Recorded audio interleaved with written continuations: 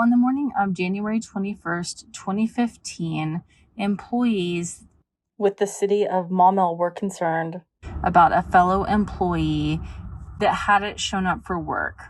So they called and asked police to do a welfare check. 4 police arrived at 4803 Quail Run. They got a notification that the owners of the home, Robert and Patricia Cogdell, had filed a report that their grandson had threatened to do them harm. His name was Justin Staten, and he had recently been in the juvenile detention facility. Police didn't get an answer on the door, but they were able to make entry into the home. And when they entered the home, they found a large amount of blood in the hallway just outside of the Cogdell's bedroom door, but no one was home. They also found a BMW in the garage that had a broken passenger window and some blood droplets below the passenger seat. But again, no one was there either. At some point, police did obtain a search warrant for the home. They were able to find the Cogdell's bodies in a tree line behind the property. Robert Cogdell's body was wrapped in a rug. Both Robert and Patricia had been shot multiple times.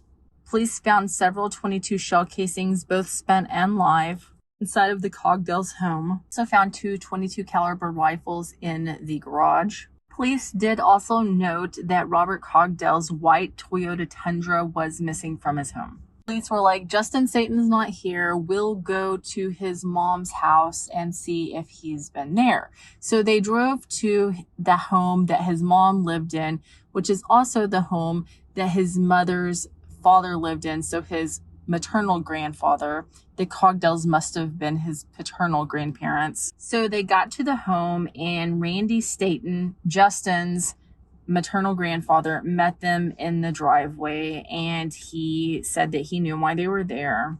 He said that he knew that they would be arresting Justin. He did say that Justin Staten was in the home, and he said that Justin Staten had confessed to murdering his other grandparents, the Cogdells. Randy Staten also handed police a piece of paper that had the name Hunter Drexler written on it.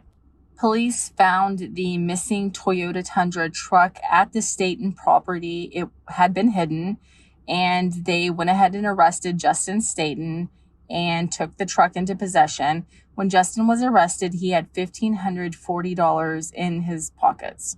I do want to add that Justin Staten was 14 years old at the time of this crime. So police obtained a search warrant for the truck. In the truck, they found an AK-47, a 12-gauge shotgun, a .22 caliber pistol, and a .45 caliber pistol. They also found magazines and ammo for both the pistols and the shotgun. So this is what police learned. Justin Staten, Hunter Drexler, and another kid named Connor Ashley were all 3 in juvenile detention together, while Justin Staten was whining about his grandparents and how horrible they were, which, I mean, I didn't see anything about anything negative that they had done necessarily. I do think that Justin did live with his grandparents, but I didn't see any, there had been no accusations of abuse or anything like that. I think that he was just, being typical teenager, kind of talking about how, hard life is. Again, I could be wrong. I just didn't see anything that said anything otherwise. So Justin Staten and Hunter Drexler concoct this plan that they're going to go murder Justin's grandparents. Now, when Justin Staten talks to police for the first time, he doesn't mention Connor Ashley. He just mentions himself and Hunter, and he is like the ultimate victim. He went, and yes, they discussed murdering his grandparents, but he didn't think it was actually going to happen. And then his grandparents came home, and Hunter just attacked them both because none of it could have possibly been Justin Staten himself. He does then mention a kid named Connor Ashley, and he says that, I didn't fire any shots to harm my grandparents, but I was holding a .22 when all of this happened, and it accidentally fired and shot Connor Ashley. So he does admit to shooting Connor in the upper chest area. He says that's the only shot that he fired, but he does admit to helping move his grandparents' bodies. He also admits to taking money from his grandfather's wallet. He starts to cry. He says, "I'm sorry, I don't know why I did it." So when the police talk to Randy and Michelle again, they find out that Hunter and Justin came to the home with Connor Ashley and a girl. But those three were not in the home when Justin Staten was arrested. Instead, those three were actually arrested in Graham, Texas. When police searched Hunter Drexler's vehicle, they found Robert Cogdell's VA card, a City of Maumelle credit card that had Robert Cogdell's name on it, Robert Cogdell's Lowe's and Home Depot cards, and also spent and live shell casings. So the teenage female that went to Justin's home with Justin, Hunter, and Connor was named Anastasia Roberts. And Anastasia Roberts was the long-term girlfriend of Connor Ashley. Anastasia Roberts had a lot to say to police. Anastasia Roberts said that she was aware of a plan to murder the Cogdells. She said that the plan came about in juvenile detention. Police learned that on the morning of the murders, Hunter took guns from his father's gun collection and took them over to the Cogdells' home. Anastasia told police that she believed Hunter was responsible for the murder of Patricia in the garage. Patricia was shot 7 times, and she believed that Justin was responsible for the murder of Robert in the home. Anastasia and Connor were both in the Cogdells' bedroom sitting on the bed whenever Robert was shot, so they both ended up being shot. Anastasia was actually shot in the arm. Connor was shot in the left chest. That's because the fired shots went through the wall. Anastasia told police that she believed Justin was responsible for the murder of Robert because after she heard Robert being shot, she saw Justin immediately afterwards. And at one point, Robert was still alive. He was making a gurgling noise, and she told Justin he needed to do something about that, like put Robert out of his misery. So Justin disappeared into the hallway. Shots were fired, and then she immediately saw Justin again. She also told police that the plan about the murder was that she and Connor were to get the BMW from the Cogdells, which didn't happen. So according to Anastasia, Robert Cogdell was shot in the hallway in the house, and Patricia Cogdell was shot while sitting in the BMW in the garage that accounted for the broken passenger window. Through police interviewing Connor and Anastasia, they also learned that Justin Staten had promised the 3 of them would split between $50,000 and $90,000, and then they would go their separate way after the crime. Of course, that's not what happened because there wasn't that amount of money, maybe on the credit cards, but not in cash. So police also found out a few more things. They found out that Michelle Staten and Randy Staten had found out about the murder on the morning of Wednesday, July 21st. But when police came to the address, it was like 4:30 in the afternoon. So they didn't call the police or say anything in all of that time.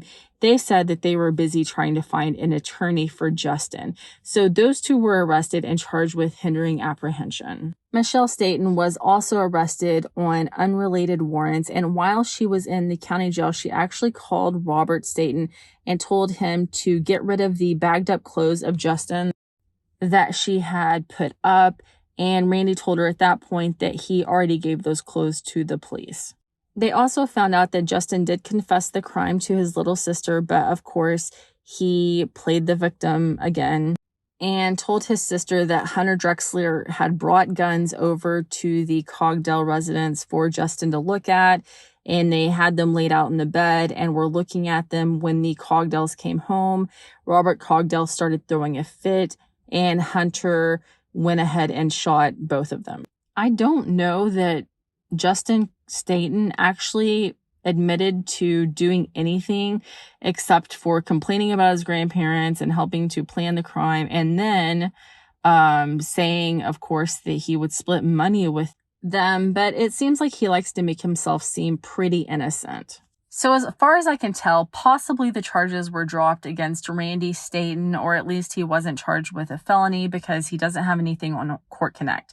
Michelle Staten was charged with the hindering apprehension, and it looks like Michelle has continued to stay in trouble even after she was released from that sentence. So to the man of the hour, Justin Staten. He was 14 years old when he was charged as an adult. He was charged with 2 counts of murder, 2 counts of aggravated robbery, 2 counts of felony theft of property, and 2 counts of abuse of a corpse. So Justin essentially was sentenced to 420 months in the Arkansas Department of Corrections. He got 35 years for each of the murders and also the aggravated robbery. He got 20 years for the theft of property and 10 for abuse of a corpse. Justin has continued to get in trouble since he's been incarcerated. He is being housed at the maximum security unit. If I counted correctly, he has had a total of 45 write-ups since 2017. He'll come up for parole in 2040. Hunter Drexler was actually the last one to take a plea deal. Hunter was charged with 2 counts of capital murder, 2 counts of aggravated robbery, and 2 counts of abuse of a corpse. Hunter did plead guilty to those charges, and he was sentenced to 300 months in the Arkansas Department of Corrections, or 25 years. It looks like Hunter Drexler initially got in quite a bit of trouble when he got to the ADC, but he hasn't been in trouble for just under 2 years now. Because of that, he is actually set to come up for parole in 2033. Hunter Drexler did appeal his conviction, mainly on the point that he should have been charged in juvenile court because he is redeemable, but that was denied. And then he filed to have it looked at again, and that was also denied. Connor Ashley was 16 years old at the time of the crime. Connor was charged with 2 counts of first-degree murder and 2 counts of theft by receiving. Connor has mostly stayed out of trouble since he got to the ADC, and he will come up for parole at the beginning of 2033. Anastasia Roberts was 17 years old at the time of the murder. Anastasia Roberts was charged the same as Connor. She was charged with 2 counts of first-degree murder and 2 counts of theft by receiving. She pled guilty to those and was sentenced to 180 months in the Arkansas Department of Corrections. She also has a 20-year suspended sentence. It does look like Anastasia has used her time in the ADC to complete college courses, and she is scheduled to come up for parole in 2026. I do kind of want to add this. While Anastasia was in the county jail waiting for her case to be completed, Connor was already in the Arkansas Department of Corrections, and Anastasia actually wrote a letter to the court requesting that her and Connor be allowed to marry each other. I cannot see that she ever received a response on this. Anyway, I know that this case was very long, and I'm sorry. I probably got too into the case because I was very close to my grandparents. I don't know what I would have done without them. I can't imagine something like this happening. And the fact that there were 4, minors that got caught up in this and will be in prison for most of the rest of their lives. Also, Justin's mom, who had been in trouble before and has been in trouble since, Justin's grandfather, just, the whole family. And I can't imagine what the Cogdell's family has been through, dealing with all of this, and especially the family dealing with the loss of their loved ones so prematurely.